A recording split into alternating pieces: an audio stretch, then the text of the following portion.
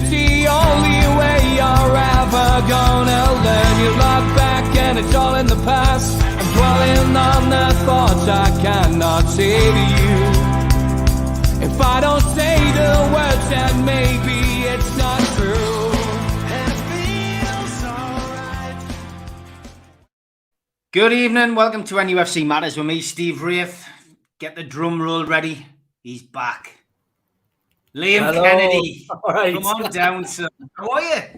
Really good, really good. I've just had a little bit of a last minute reshuffle in this room that I'm in to try and get the lighting right, but I still look orange. But it wouldn't be. You look like you're in Amsterdam or something, like you're not in Austria. Red light district or something. I haven't been baking in the sun. This is just the lighting in this room. Yeah, to get that, make sure the gaffers know that you've been working, you haven't been in the sun. That's great. Now, as always, you cause a bit of controversy on the timeline, saying there's going to be a special guest. I think we better bring the special guest in, mate, because people have got Paqueta down, they've got Diaby. Well, you never know. You never know. It's actually somebody better than that. Jordan Cronin. Good afternoon. Good afternoon. Sorry lads, I'm not Eddie Howe or Sir Botman, but I'll try my best and offer some sort of insight in Newcastle United tonight. Jordan, good to see you. We've only met briefly in the flesh. I've, of course, watched you on Loaded. Make sure anybody in the chat do subscribe to Loaded. It's a completely different kind of channel to us, but it's one that spawned from NUFC Matters and has our full support. And Jordan has been a regular on there, giving us his insight into Newcastle. Liam and Jordan, of course, both across in Austria, covering Newcastle's training sessions over there and, of course, the games coming up at the weekend, which we are all looking forward to and can all see on YouTube, which is great. But first, Liam, I have had some info from Jordan, and it's not inside info on Eddie Howe's tactics or info on potential new signings. It's a bit of a, how can we put it, travel disaster. Yeah. There's been it hasn't been smooth going, really, has it, Jordan? For the last day or so, we got to Austria, no bother, great. Flew at Frankfurt, little 45-minute sort of transfer across to Salzburg. But unfortunately, our bags with all of our stuff in is still in Frankfurt. We're hoping it's going to be over today at some point. But no, we had a quick rush round. Look, we've got like kind of cheapy H&M matching T-shirts on because we found one on the high street and just grabbed a couple of new T-shirts, a few bits and bobs. But yeah, it's been a bit mad.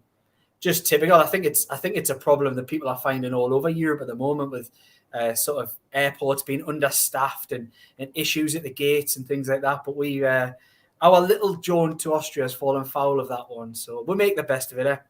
But like true professionals, Jordan, you had your laptops and everything you need to report on Newcastle's time in Austria in your hand luggage. Yep. Yeah, we're doing the job as we've been asked and paid to do. So, to be fair, Liam's been a bit of a motivator for us because I was looking out the taxi window yesterday from the airport to the hotel, wondering what I was going to do with my luggage. So, Steve was sitting on the plane on the way, and he was honestly like a Cheshire cat, smiling, beaming ear to ear. Says the best thing ever. This was so privileged. I'm so happy to be here, to be covering Newcastle United. Honestly, you should have seen him in the taxi after the bag situation. Honestly, I was trying to motivate him. I was sitting there devastated, just wanted to bloody kick off or something. And he was like, I had to be like, come on, be positive. It's fine. We'll get them back. He was like, I've spent loads of money and bought loads of stuff. I didn't want to lose it. Yeah, this is the problem when you're traveling abroad. Plenty of people saying welcome back, Liam. It is good to have you back on the show, mate. And, looking forward to hearing your updates, I guess, on Austria. So, Liam, we'll come to you first. Austria as a place. We saw your little teaser video, which I put out this morning. It looks fantastic. What a backdrop. Congratulations to whoever decided to use that backdrop because it was fantastic. But it sums the place up. Jordan taking the credit, I can see already. But yeah, I mean, it looks like a fantastic place. Is it as good as it looks on that video? Yeah, the videos and pictures don't really do it justice, I'll be honest. It is quite a stunning place. I've been here, of course, before when I was in a different guise covering Dundee, stayed in the city of Salzburg for 8 days back then. So I know that it's a beautiful, stunning city. I think anybody who's coming over here, any fans watching this who might be coming over for the games and staying in Salzburg, will have themselves a fantastic time. Lots of lovely bars and restaurants, a real leafy, picturesque, architecturally beautiful city with lots going on, lots of nightlife. If you fancy just come for a couple of beers, you can have that. Big expensive restaurants if you fancy that, or just a nice wander down the river. Beautiful fast flowing river here through Salzburg, with of course that backdrop with the castles and picturesque buildings behind where we took that video last night. But yeah, and when the thing is, when you scratch the surface with Austria, all you have to do is go maybe 10 miles outside of these cities, and you're seeing almost these huge Alps, mountain ranges, beautiful lakes, rivers. Stunning, really stunning. Honestly, it's like it is. People talk about the Sound of Music and the imagery you get from that film, but it really is, with the sort of chocolate box houses on little sort of farms, and honestly, it is incredible. So yeah, I think any fans coming over who get to sample a little bit of this over the next 7 days or so will really enjoy it. Jordan, is it a friendly place? I mean, sometimes you go across to these places and the locals are a little bit off with you, and the Brits abroad kind of thing doesn't go down too well. What have they been like with you so far? Yeah, it's funny you mentioned Brits abroad, because that's been a running joke with me and Liam today. Liam decided to wear sunglasses and a cap today when we went out for some afternoon food. So yeah, Brits abroad. I was missing me Lilo under me arm, wasn't Yeah, and at one point as well, we did buy some deodorant, so Liam decided to take his top off as well, which is very Brits abroad. But look, no, the people here have been really, really friendly. Just given the hotel staff as well. Got the hotel last night, obviously with absolutely no luggage at all, and we asked for some toiletries, like even a standard toothbrush, toothpaste. Something to wash yourself with, shower gel, and they've been very friendly as well. So the people outside of the hotel, in terms of the staff in the city and bars, have been really accommodating. So a really nice city. It's my first visit here. A very picturesque city as well. Lovely historic building. So really looking forward to exploring it more, hopefully over the coming days, as well as obviously cracking on with a bit of work as well. Good stuff. Liam, what's the crack for the team this week then? Obviously, a bit of training. I mean, they were doing double sessions in the UK before they left, obviously, back in training on the 1st of July. So is double sessions the order of the day now, or is there a bit of R&R and a bit of team bonding going on as well? Yeah, it's been a good blend, and I think that's the balance that Eddie Howe's trying to strike in every trip that they've been on, whether that be Saudi Arabia, Dubai, and then of course this one. You've got Portugal coming up too, which is going to potentially be a little bit more extended than just the one game. So I think they've got to catch that right blend. You've seen a lot of the videos, incredible job that the Newcastle social media team have done of keeping everybody updated, the fun videos. The one that I enjoyed the most was that the one where you see that competitive edge from Callum Wilson, where he's fighting it out after go-karting with Chris Wood. The good little things that you don't often get to see from within a camp, within a dressing room. So it's been really good. I think the benefit of being over here, it's incredibly warm. I know it's very warm back in the UK at the moment, but it's extra warm here in Austria. And I think they're just going to have to be careful with the management, the way they do these training sessions. The facilities they're at are absolutely incredible. We've got a story going up potentially on that soon. It is an amazing place with a lot of incredible indoor and outdoor facilities, lots of stuff for the players to do on site. But one thing that has to be sort of mentioned, maybe in the past when 20 years ago, when you had a football tour in the summer, there'd be a lot of opportunities for players to sneak out the back door, go for a drink around the local pubs, sample the local nightlife and a bit more. None of that here. Seriously, where they are, they're about an hour and 10 minutes outside of Salzburg. It's kind of like in between Innsbruck, Salzburg, and Munich, sort of triangle, right in the middle of there. There is literally nothing around them, nothing at all. But they do have things like an on-site bowling alley, on-site, lots and lots of things they can do to pass the time. But yeah, it's a really beneficial thing. Eddie Howe's talked in depth in the past about these trips and how much they increase the bond between the players and incorporating those new players. You talked about Botman, you've got Nick Pope as well, getting those players sort of mingled in and mixed in with the culture and the way of doing things at Newcastle United, so that can be invaluable.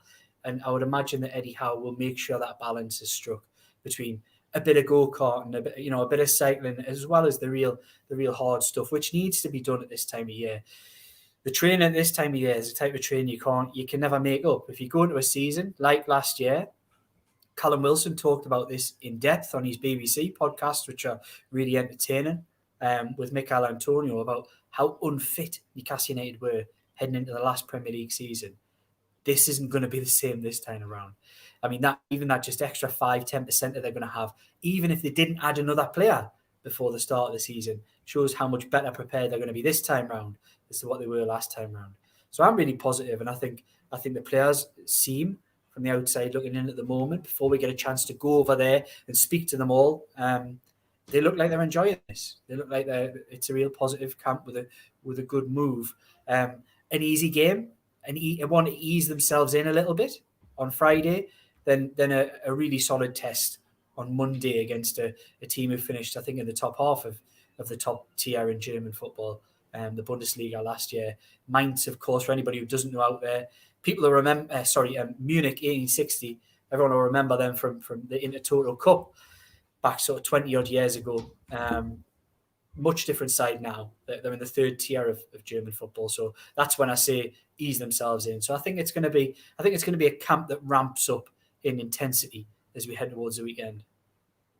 Yeah, Jordan, I think one of the images that made me laugh over the weekend was one of the bus arriving for the pre-season friendly in York, which was a Dunstan hire minibus, I think it was, and then the state-of-the-art coach that Newcastle were arriving on at training in Austria this week, and it just seems like so long ago, doesn't it, that we were all, going to York with a heavy heart, seeing Steve Bruce still in the dugout. I think I took that infamous photograph down there of the drinks break down at York, where Steve Bruce was facing one way and all the players were huddled around, behind him. And we couldn't be further away from that, Jordan, could we? Yeah, you're absolutely correct, Steve. Look, don't want to go into Steve Bruce too much, but I think it's fair to say it was probably a bit of a car crash in the end. Look, they did survive twice in the Premier League, but not once did he ever relate to the fans, and really throughout them 2 seasons had sort of lucky runs in a way where they did end up staying in the Premier League, certainly at the back end of Steve Bruce's final season in charge. But look, Newcastle United are in a different world now. Even during last season, the camp in Saudi Arabia and then the camp to Dubai as well, that was really state of the art centres where you wouldn't have got under the previous ownership because they weren't willing to put the money in. So look at the preparation, certainly for that Saudi Arabia trip. It can be said that arguably transformed Newcastle's season for the second half, because they went on that unbelievable 9-game unbeaten run. So yeah, Newcastle are worlds ahead now. It's a really exciting time to follow the football club. Say Liam mentioned there about where they currently are based in Austria. It's again another state-of-the-art centre, which can only benefit the team going forward. And obviously preparations will hopefully be in order for the first game of that season. But look, how exciting is it to follow Newcastle under the current ownership and the signings that they're making as well. Can't wait to see a first look of Seb Botman in a Newcastle shirt. Obviously, persistence paid off with getting him. But yeah, really exciting. Look, as I say, Steve Bruce, Eddie Howe, we all know the difference between them two managers. Mike Ashley, the current owners now, big difference. So Newcastle are certainly looking at a different world now, and looking forward to following it in the coming years and see where the club can progress to. Get your questions in for Liam or Jordan. We'll come to them in the next 5 or 10 minutes. Just with a little bit of hindsight, Liam, do you think the collapse of the American pre-season has probably benefited Newcastle? Because somebody's just pointed out there in the chat, Chris, you just said Austria is a good choice. No long flights or jet lag. Going across to places like America, long haul flights, Australia, New Zealand, wherever you choose to go, it can be tiring. It takes a couple of days out of you, but this isn't a bad place to go. They've been there before as well. It's something which I think they'll probably thrive off, Liam. It might not be such a bad thing. And we were groaning and moaning, thinking how we're going to sort of pre-season out, but the level of opposition that we've got as well for the pre-season, not just across in Austria, but obviously the trip to Portugal and then the back-to-back home games. It's a really good test for Eddie Howe's squad. Yeah, I think so. And I think you're right. I think at the time there was a lot of anger, a lot of disappointment that the rug was pulled on that. I think it was called the Ohio tournament. It was a league decision, not one that was in the hands of Newcastle United, Wolverhampton Wanderers, who were also going to go over there.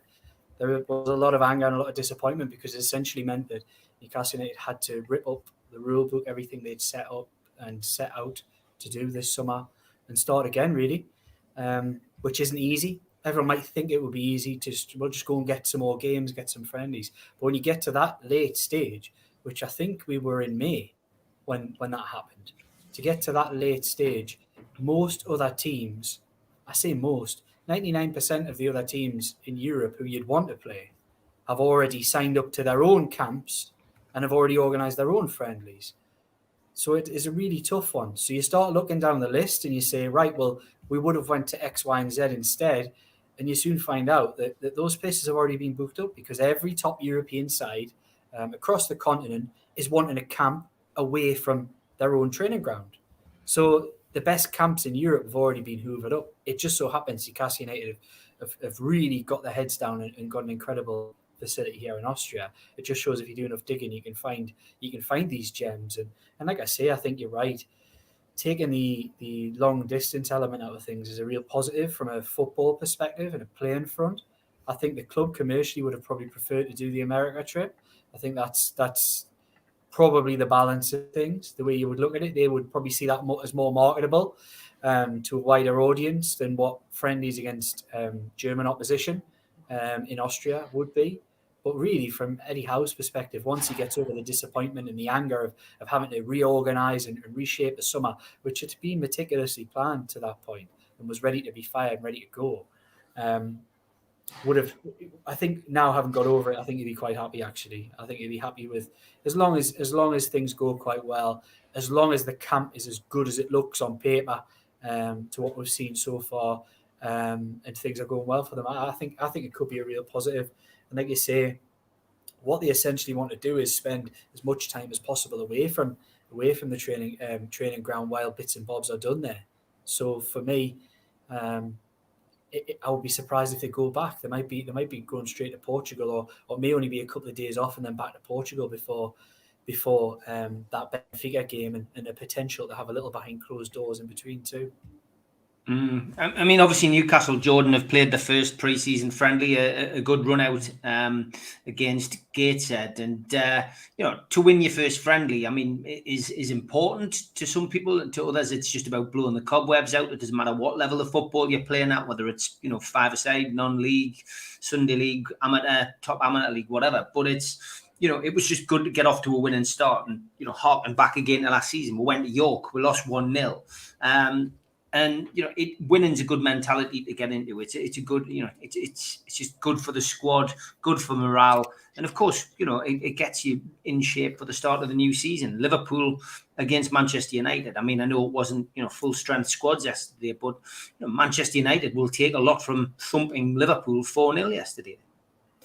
Yeah, absolutely. So you mentioned there about starting York, starting last season, getting beat off York.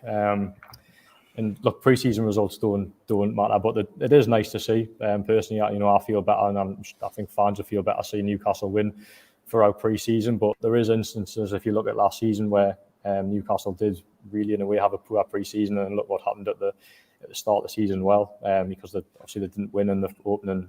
So I think it was 13 games in the end. So it just showed just how important it is to get some momentum in pre-season, and knowing Eddie Howe, he'll want to win every game. I know that's a cliche, but he will.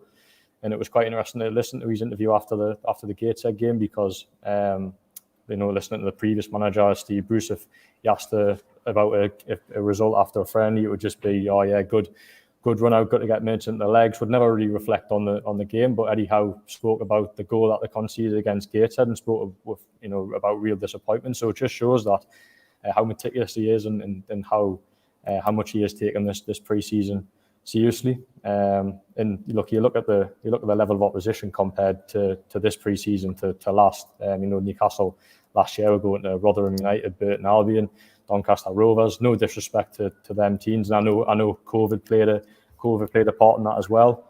But you look compared to this year, they've got two decent opposition in Austria, which 1860 Munich, although is a third tier side, is still a decent test. And obviously over here, you then got Mainz, who as Liam mentioned, finished in the top 10 in the Bundesliga.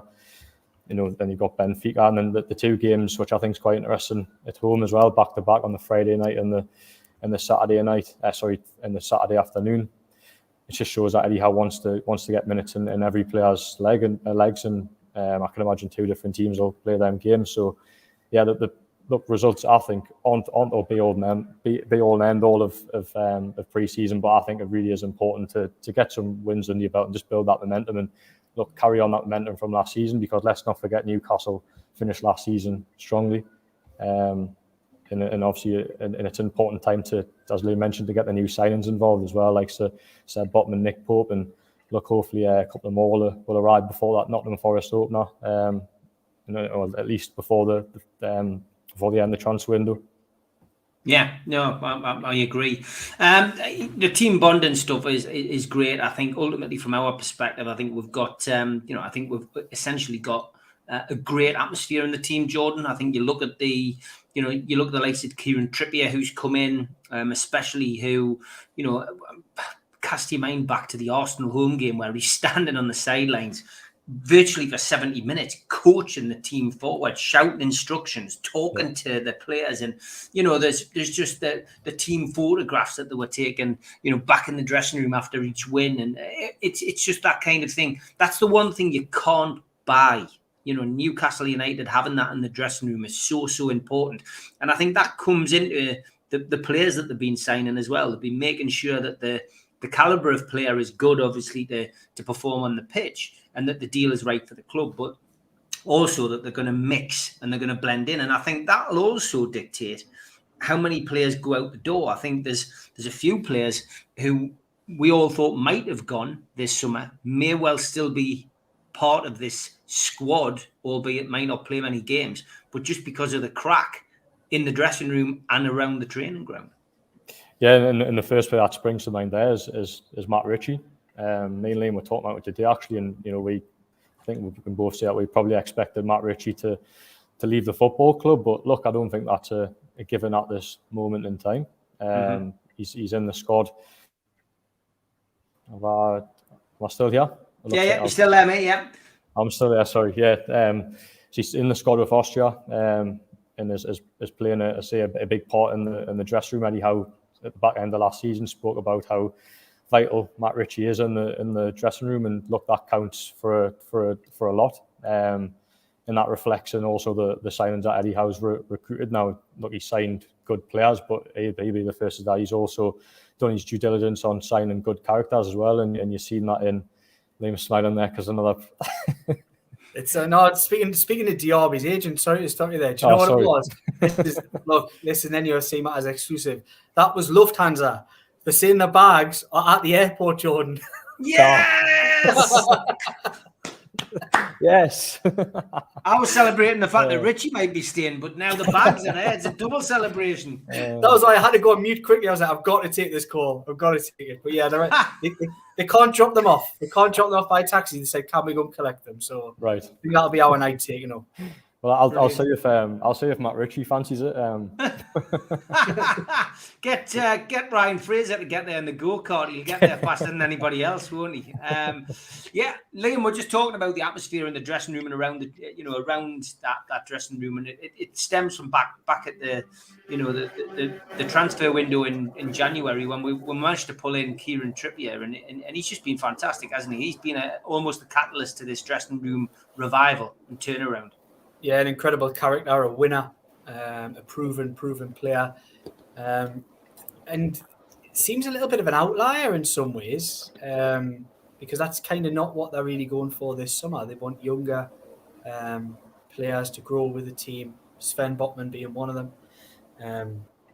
Of course, they're looking for a young striker as well, potentially a young winger as well. We'll probably come on to that. I'm sure everyone will have questions about names, who's coming, who isn't. But yeah, I think going back to your point on Matt Ritchie, Steve, we have to and fro, always have on it, that you're a big fan of his. I think his better days are well behind him. I think he's past it. But character-wise, he's a top professional. He's been a good player for this football club. Signed in 2016, scored a lot of vital goals, a lot of vital contributions, and sets the tone in a team. And maybe there does need to be a little bit of that. You can't change everything, as Eddie Howe's kind of had as his mantra since the start of the summer, is it's got to be evolution, not revolution. And that could be one of the things, that there might be some players who stay in and around this camp who aren't just in it for producing the team. It's more about the dynamic and keeping a certain amount of the status quo in and around the dressing room. You don't want to rip all of the assets out of the dressing room. If, he sees the balance of play, he sees these players, how they interact away from the football environment. And it's always difficult for us as fans, even as journalists, to judge that from the outside. You really have to be in the camp to know what such and such, that, you might take one player out of a camp and that could easily have a detrimental effect on 3 or 4 others who are close and tight-knit as part of that group. They might go out as families. They might, might wives and girlfriends. They might all be really close. And you might say, I'll take that someone else out instead of him to keep the balance right with other players. You never know these things truly until you're actually in the camp. So I'm not saying that that's necessarily the case with Ritchie, but it just gives you, as a fan base, gives you different angles to think about that maybe on the face of it, when you take it as face value, you don't always think about. Paul Dummett is probably another example of that, because I think most people will look at him as being one of the first out the door, given the lack of game time that he's had under Eddie Howe. But he was the first to sign a new contract. So you never know what the dynamic is in the dressing room unless you're really there. And I trust, the way I look at it is, yes, we'll have what disagreements on Ritchie, on Dummett, on maybe even Jacob Murphy or Miguel Almiron, or these players who we're not sure are they going to be here in time. Carl Darlow, could be players like this, we don't know. Jamal Lascelles. But I trust the manager. I trust the way that he's done his business so far. The selections and the calls he's made, he's got most things right. And the football club, to their credit as well, have got most things right in the last, we're going on, sort of 8, 9, 10 months now. Every decision made has been a really positive one and progressive, forward-thinking moves, which is, it's been a long time, Steve, since we've been able to talk about Newcastle United in that manner, framing it in the idea of being forward-thinking or framing it in the idea of being progressive. But that's what it feels like. It really does. And I think we're seeing a little bit of that on the transfer front as well. I think we're seeing the idea of progressive signings, not ones... It doesn't feel like they've made any mistakes. Doesn't feel like they've really made any mistakes. They're signing players to grow with the football club, or have signed players to fill gaps that desperately need filled. See the January transfer window, for that example. So I think it's a really positive time, really positive place, and I think camps like this can only further sort of garner that positivity from within. Yeah, I would agree. Okay, time to give a shout out to the sponsors as always at this time. Big thank you as always to Spider Miner, worldwide coverage from Gareth, Nathan and the lads, and the only cryptocurrency miner that can mine 5 different cryptocurrencies at the same time whilst using virtually no energy, and it's VPN protected. Buy yours now at www.miner.spidervpn.org. Thanks to Skips and Bins, telephone 0800 25 45 25 3, email inquiries at skipsandbins.com, website www.skipsandbins.com. Easy contract free and pay-as-you-go waste collection. Thanks to L&G Family Funeral Directors, 01913897245. And a Garden of Healing Dispensary, CBD, hemp and cannabinoid specialists, www.thegohd.com. Thanks to qtechshop.co.uk, the makers of pool tables and snooker tables in Walls and Newcastle, and the guys who run our website, NUFCmatters.com. thanks to Mr. Vickies, and you can find them at mrvickies.co.uk or by calling them on 01768 210 102. And last but by no means least, our new sponsor, Away Day Clothing. We will be announcing their website next week, but good to have the guys on board. Thanks to Media Arts for all the help with the video side of things. If you want to subscribe to the channel, hit Newcastle Legends logo in the bottom right-hand corner, and you can subscribe for free. We still do 7 shows a week, sometimes a little bit more besides, like this one today, a little extra. Hit the thumb up to like the video, click share to share to your social media, and drop into the comments box to speak to like-minded Newcastle fans. We're also available as a podcast on iTunes, Spotify, and other podcast providers. Usually goes up 24 hours after the YouTube broadcast. If you want to become a member, then you can click join on the YouTube video underneath and make a small donation, or you can put your smartphone over the QR code and spend a little bit more on the membership pack, which is provided by QTech. And you can go to the website as well, nufcmatters.com, and look for membership. What do you get for your £25 one-off fee? You get a cup, a scarf, a pen, and a membership card, and entry into the monthly draw. And last month we gave away £1,000, and the £1,000 I've been told has been spent or is going to be spent on someone's first car. Photos are on their way once the car has been selected. Looking forward to hearing from that person anyway. And if you want a free car sticker, you just need to subscribe and then email John at nufcmatters.com and he will get that out to you. Don't forget, we do support the food bank on this channel, NUFC fans, foodbank.co.uk. The match day bucket is virtual. It is available 365 days of the year. Please give generously. The Alan Shearer ball raffle is still ongoing. Another week to go on this. 99 tickets, $2.99 a ticket. Go to nufcmatters.com and search for Alan Shearer raffle and you can get involved today. Last couple of shout outs for this one as well. The Summer Rumble professional boxing show by Phil Jeffries and Matty Jobs takes place this Sunday midday. 12 fights for £50 at the Stadium Light. You can buy tickets from all fighters or buy tickets on the door. And if you want to get involved in the NUFC Matters Super 6 score predictor, then go to nufcmatters.com. You can join the Matters gang and enter into our very own league. It's a tenner per entry for the season. Cash prize winner every month, exclusive manager of the month t-shirt, cash prize for the overall season winner, and Trophy Manager of the Year t-shirt. Sign up now at nufcmatters.com. Okay, on to your questions. Got quite a few coming in. Tom Dixon was first in. He says, question for Liam, is there any news on a winger and a striker? A lot of talk. I've seen a lot of stories and links over the last few days. My understanding of it is that Newcastle United are just watching the market as things stand. They're ready to act when they need to act. They know the need to bring in at least one attacking player, whether that be a wide forward or a centre forward to pressure Callum Wilson or even replace him. I think they're really acutely aware of that. Of course, we're only around 3 weeks away from the Nottingham Forest game, and I think the idea is that they have at least one of those in place before then. Doesn't necessarily mean they will. I think the market still has a lot of moving to do. Players who are ridiculously valued, and we've seen them all linked.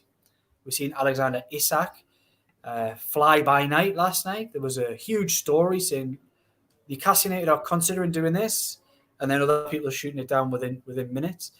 I think it isn't a new story, or it isn't uncommon knowledge that Newcastle United like Alexander Isak. It's been written before. Is a move likely for somebody like that? I think you can probably, I'm not saying they won't make moves, but is a deal like that likely to happen? I think at this stage you have to file that in the unlikely stage at the moment, given the exorbitant price tag on the player. You find that you can probably put the likes of Ivan Toney into that category, who was a target earlier at the start of the summer. Incredible amount of money that's been asked for him, more than £50 million.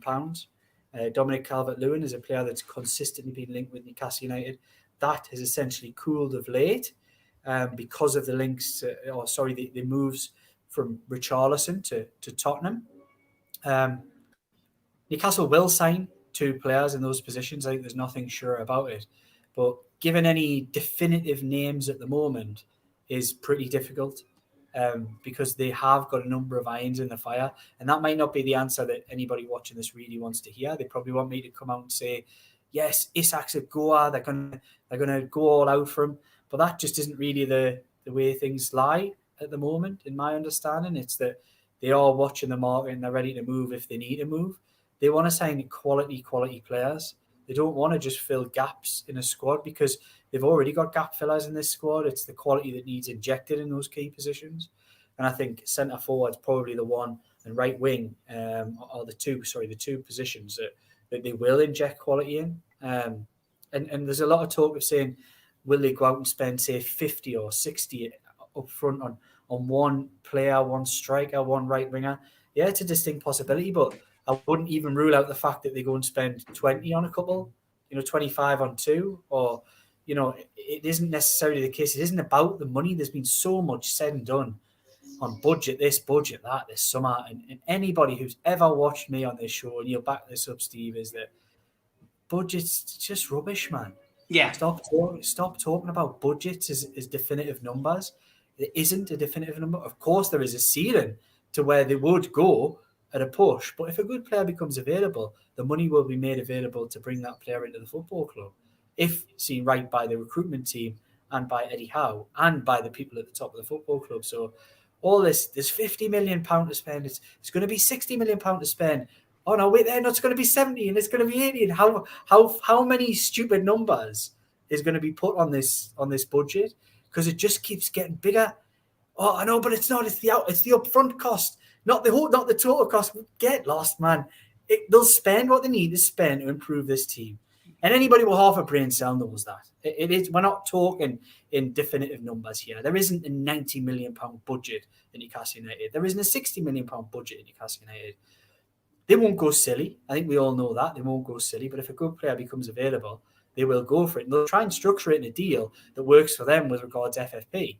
They'll go along the lines of making sure that the upfront payment triggers in with the further payments that can be made over a certain amount of years, certain amount of caveats. You might reach a certain amount of appearances or whatever it may be. I think that's the way they'll do things. Is they'll if Isak's available and then it's a £60 million fee and the player wants to come. That's a key one as well, by the way. If the player wants to come, then if they can do a deal with Real Sociedad that's 25 or 30 or 40 million pound up front with further payments X amount of years down the line, then that's the type of deal. But that's not that's being talked about this summer as if it's some kind of revolutionary thing in football. It's the deals that everybody does. Those are the deals that people do in football and always have done in football. It was just a really skewed stance on things, the way that Mike Ashley, for a long time, did his upfront payment all in one. It's not really the way. If you look at accounts that land from every club in the Premier League, there's always a debt to other clubs. There's always outstanding transfer payments, whether that's incoming or outgoing. So this idea that Newcastle United have been revolutionary as well in paying, we'll only pay 10 up front and it'll be 5 over the next 3 windows. It's just the deals that are done in the Premier League and have been done for years and years and years. Yeah, don't forget we are back at 5:30 with Geordie's here. Geordie's there, the normal programme on Wednesday. This is just a little extra for everybody tonight. Jordan, I'll come to you for this question. Who do you think will be the pair and centre-backs to start the season off? And also, who do you think will start in goal, says Scott? So, it's a difficult one. I think in terms of the goalkeeper, I do think Nick Pope will start the season just purely because, look, an England international isn't gonna join Newcastle to sit on the bench essentially, especially the World Cup coming up. I think Martin Dubravka is probably a little bit more comfortable in his position with the national team. I just don't think Nick Pope makes a move to Newcastle to be a number 2. I think he's had guarantees. Look, it might take a few weeks where Dubravka might start the season and Nick Pope comes in, but for me, I think Nick Pope will start the season. The centre-back situation, I think, is another difficult one because if you take the Bruno situation, for example, Eddie Howe resisted temptation to throw him straight in, give him about 6 or 7 substitute appearances before making that first start against Southampton. So will he do the same with Botman? The thing with Botman is obviously he's a left footer. Dan Burn signed in January, also a left footer. Can Dan Burn be displaced from that team given how he performed over the last 6 months? I think it's a difficult one because I think he's been excellent. Look, Newcastle went for Botman in January and went for Diego Carlos as well. But I do think, in hindsight, probably Dan Burn was the best signing they could have made because he knew the football club. He's a local lad. He also played regularly for Brighton that season as well. Knew the Premier League and obviously came in and fitted like a glove in that back line. And it was no coincidence the fact that the Newcastle did tighten up at the back when Dan Burn arrived. So if I had to go for an answer, I'll go with Dan Burn and Fabian Schär potentially. Liam might disagree on that one. No, I'm not sure. Liam, what's your thoughts? So we're talking about a centre-half partnership for the weekend or centre-half partnership at the start of the season? Centre-half partnership for the start of the season. Scott wants to know your thoughts on that, and goalkeeping situation. Who's going to start in between the sticks against Notts Forest? I think Nick Pope probably starts the season for the same reasons that Jordan said. I don't think he's signed for Newcastle United to sit on the bench. I think if you look at the England situation, which is key to somebody like Nick Pope, he wants to be in that England squad. You see Ramsdale playing week in, week out for Arsenal. Of course, you've got Pickford, who is the number one in Gareth Southgate's eyes. Then that third spot is up for grabs. Dean Henderson will go and play every week at Nottingham Forest. And he could easily, given the fact he'll be playing every week, get himself into that England squad as the third choice ahead of Nick Pope. So it is a crucial 6 months. So I think he'll start. Martin Dubravka. It's probably been forgotten, I would say, over the last... You know, I'm a big fan of Dubravka. It's probably been forgotten a little bit over the course of the last 12 months how good a goalkeeper he is. He's a top half Premier League goalkeeper. He's a good goalkeeper, Martin Dubravka. So it's interesting to know with having some real solid competition. And I'm not talking Rob Elliott competition. I'm not talking Carl Darlow competition. We're talking about a top international performer competition.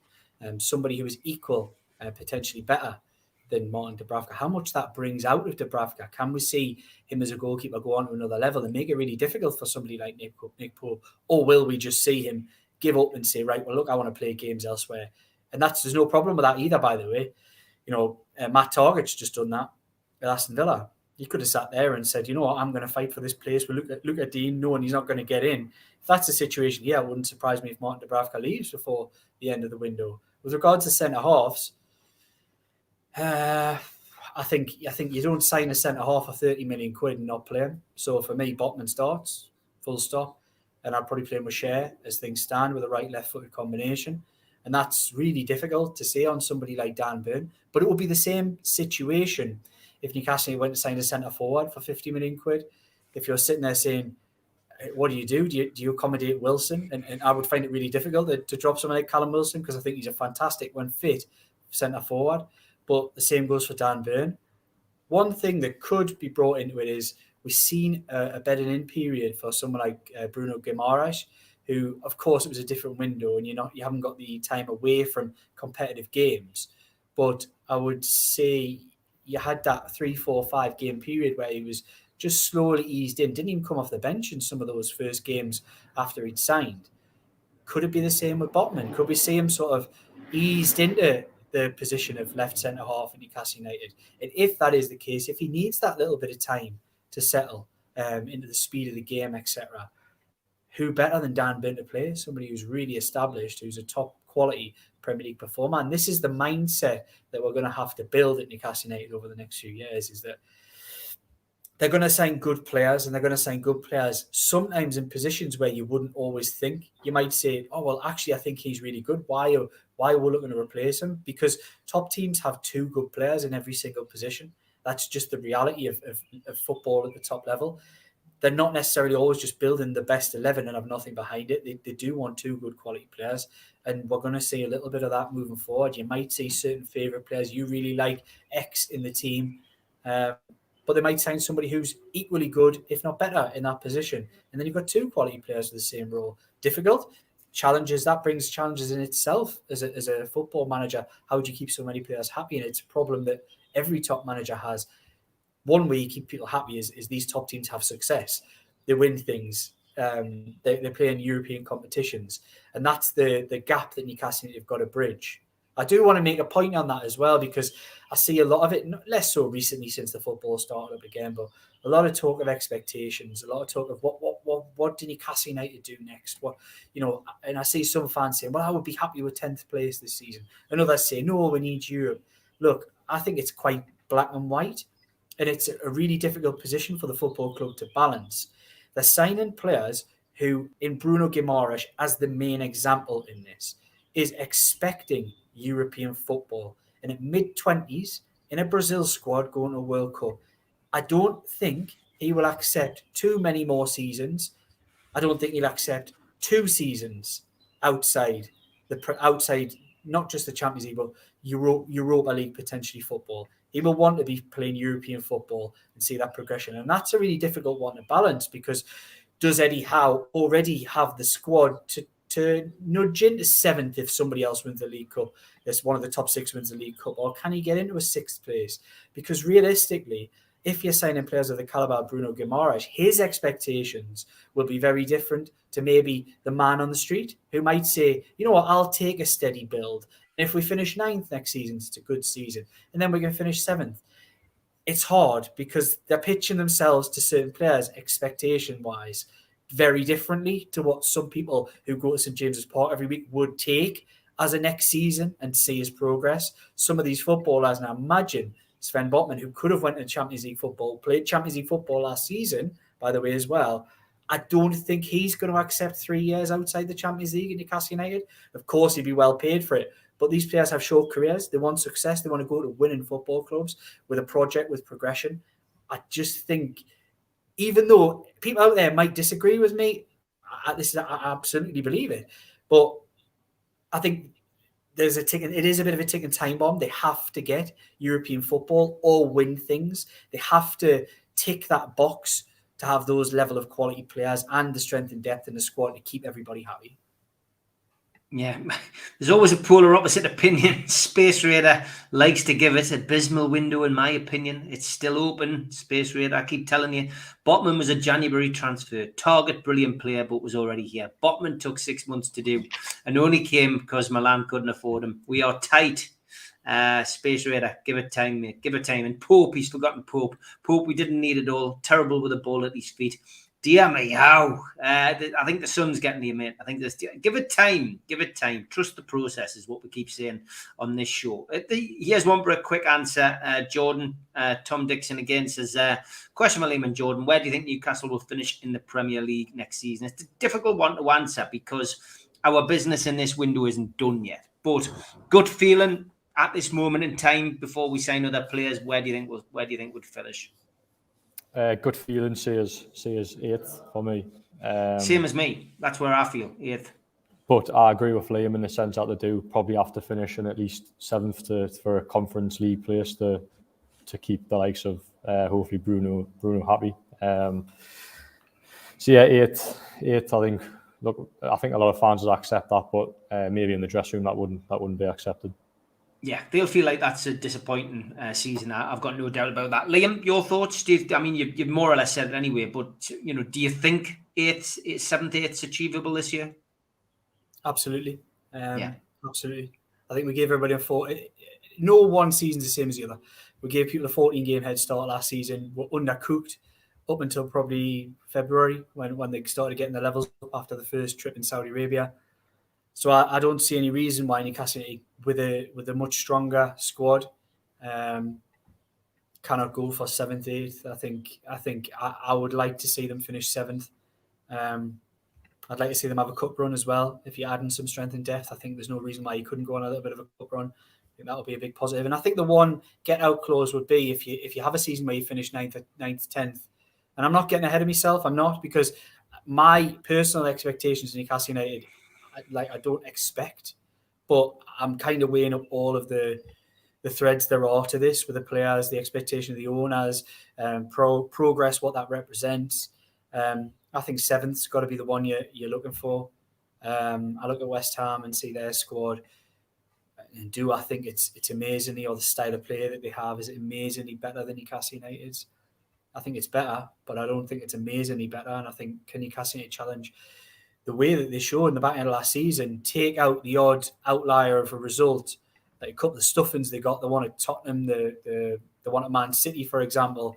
If you look at the results from that Leeds game onwards, taking out those couple of outliers, and it's a very good sense that they're moving into the season in a positive place. I think they've got to aim for seventh personally, and if somebody, like I say, if somebody in the top six wins the League Cup or seventh place, if Newcastle won the League Cup, then you get European football.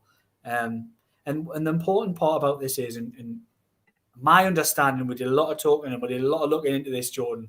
My understanding on this is, it's more than likely that the season after, because of positionings and the new rule changes in the Champions League, that England could get 5 places in the Champions League, and I think that's then your opportunity in sort of a year and a half's time to really make that jump. That's when they've probably got to be looking, even if they do finish, have a tough season and finish 9th, tough season. So look at me, sounds ridiculous, but you know what I mean. If they have a season where they probably don't quite live up to expectations, then they've got to be aiming for that 5th year after. Liam, people are asking about the book. When's Join the Dots book coming out? I've not bought me Summer Holidays book yet. When's the book coming out, says Keith. It's still a work in progress, isn't it? I mean, yes. We're going to publish it for you as well, but it's it's one of those. I've said to you, it would be great to bring it out when Newcastle wins something, so it might be a little bit of a longer wait for people. Look, circumstance, etc., has meant that the book's gone on ice. It's just, it doesn't mean it hasn't been worked on. It doesn't mean it isn't going to come out. But for the time being, it's on ice at the moment. So apologies. I'll get yourself looking at the Times bestseller list. Get yourself a nice little holiday read. Even have a little go of an audio book. I'm quite a fan of them. I've listened to a few of Steve's, the Sales one, and a few others on audio books. So give that a go, and it'll come. It'll come one day. Yeah, 100%. Okay, we'll go to this one, Jordan. Are NUFC tighter with leaks now since Ashworth came in? More professional and all of that? It's an interesting question, that, because Dan Ashworth, I've gone on record on here a couple of times now and said I think that would be the signing of this particular window, bringing him in, because of the transition we'll see, off the pitch. But yeah, have things been a little different? Have you noticed it as somebody covering Newcastle? Yeah, it's tight, isn't it? It is tight, Jordan. Yeah, Jordan, I'll let you go on, Jordan. Yeah. I think it is, because look, you're employing someone that's at the top of his game. You're employing probably one of the best sort of sporting directors, I'd go to say, in Europe, given the job he's done at England, the way he's built up a club like Brighton. So he just brings a lot of professionalism, and I think probably a lot of the leaks have tightened up because the club's united again. I think that's a big thing. Everyone's, for once, and for the first time obviously in about 14 years, the club is going in one direction. It's all heading in the same direction. We all want the same thing. So I think subconsciously people are probably a bit more reluctant to leak stuff. I think there's very rarely anything negative to say about the football club at this moment in time. So why would you want to leak something to affect that? So yeah, I would say it is tighter. Yeah, and Dan Ashworth obviously is an amazing appointment for the football club. It was no coincidence that when he came in, Newcastle managed to finally negotiate a deal for Seb Botman, and there was a couple of outgoings as well in terms of Freddie Woodman and. It was Isaac Hayden as well. Sorry. So, look, he's had a very, very good start, and I agree, Steve. I think he probably will turn out to be one of the signs of the summer. Yeah, no, I definitely think he will. It's and it was great to hear, how the Brighton hierarchy feel about his departure as well. They're gutted that he's left, and it's great news for Newcastle off the pitch. Okay, a couple of quick fire ones for you, Liam. Benny says, anything in this link? And you've always got to be careful when someone chucks a name in on these things, but you have. You have, and if especially so, there's that one from Benny. It's all right, Steve. That one's a real one. Yeah, go for it. Any truth in that? I don't know about this one. I'm going to be brutally honest, Benny. I have no clue. I've seen the name linked in the media myself, but I don't know anything about. It's not a name that I'd heard at all. Yeah, and I thought this was some reference to your orange colour, but it's Spenny Mag, so it's clearly not. Is there any truth in the Tanganga rumour on loan from Spurs? It's been spread wide on Twitter. Of course. I've seen, again, it's another one that I've seen, but it's at this stage doesn't seem to make sense with the type of players and the positions that they're targeting. I could see them strengthening other positions if they get the business done that they want to get done. And if somebody that they want to bring in becomes available, but I don't see them just filling a squad out, which that, to me, again, it's not something I've had any definitive information on, but it seems like a bit of a squad filler. Any transfer whispers at all, lads? I'll leave this one to Jordan. He's the transfer. Jordan? I threw us under the bus there, Liam. Any transfer whispers? I'll probably have to give a note of this one, to be honest, because the transfer window is just so fluid at the moment. Newcastle are being linked with loads and loads of names, and the transfer list I've got at the minute is a big list. So, my message to Paul would probably be to watch this space, because look, a couple of new names have popped up over the last few days, and it'll continue to do so for the coming weeks. So, just wait and see. Look, fans are desperate to see players come in, and it will happen. It will happen. Newcastle will be stronger as a squad before the window shuts, and that's all that matters. So be patient, watch this space. Hopefully Eddie Howe can get a couple of players in before the season starts, but that's no guarantee at the moment. And don't forget, Paul, you've got to get players out, and Newcastle have been doing a lot of that this week, getting players out on loan. Can I just jump in there, Steve? Yeah. Jordan needs to go. You've got to go. He's boss. He needs to go. Jordan, listen, thanks for coming on, mate. Look forward to having you back on again. I know that you and Liam are going to jump back on again, hopefully, in the next few days. It'd be great to have you on. So thanks for coming on, making your debut, mate. Very accomplished. Loving your work, mate. Enjoy Austria and go and get your bags. Thanks, Steve. Cheers for having us, and cheers to everyone in the chat as well. It's been good to make me debut, and hopefully we can do this again soon. Follow Jordan on Twitter at @JordanCronin_. Take care, mate. Cheers. I had to get him to shoot off there, because we've got a little Q&A ourselves going as well, as part of, we've got to justify being in Austria. 100%, and I'm going to post this at the end in the chat now, because we're coming round to the end. So anybody who wants to join the lads, hopefully there's enough space. So what I'll do is, because it's quite big, I'll have to split it up. So that's the first part. Which takes you to the Twitter and the Facebook. But if you just search up Newcastle World on Facebook or Twitter, you'll be able to join the live chat. That will basically help. So just get across there. You've got a bit of time to join Liam and Jordan. Okay, we've only got a couple of minutes left. This one from Mad Mark. Have the club allowed you to sit in and watch any of the training sessions out there yet, Liam? No, not yet, Mark. We're due to go up there at some point this weekend, and we'll get to see lots of video, and you'll see all of that all over our social media as well. At this stage, we haven't. We've only just got in the country as of late last night. So we've got a couple of days build up to the game on Friday. And then probably some point on Saturday, you'll start seeing bits and bobs. Just keep an eye out for my social media, Newcastle World social media, and Jordan Cronin social media, because we'll be all over it like a rash. We'll get as much behind the scenes content as we possibly can for you guys out there. But we've got some good stories coming up over the next few days, just as a little build up to that first game. Great stuff. I know you're in a rush, mate. Thanks for coming on. So maybe we'll try and link up with you Saturday or Sunday, mate. After that first game, I think it'll be a good time to get you back on, get your opinions. And we don't have to do an hour. Just we could, fit half an hour in on at some point, mate, if you want, just to catch up on what's going on out there. But I'll let you get off to do your live. I speak for everybody in the chat, mate. It's absolutely great to have you back. Thanks for suggesting this is the way of returning, mate. And you have a good time out there. Go and get your bags as well. Cheers, Steve. Cheers, everybody. Take care.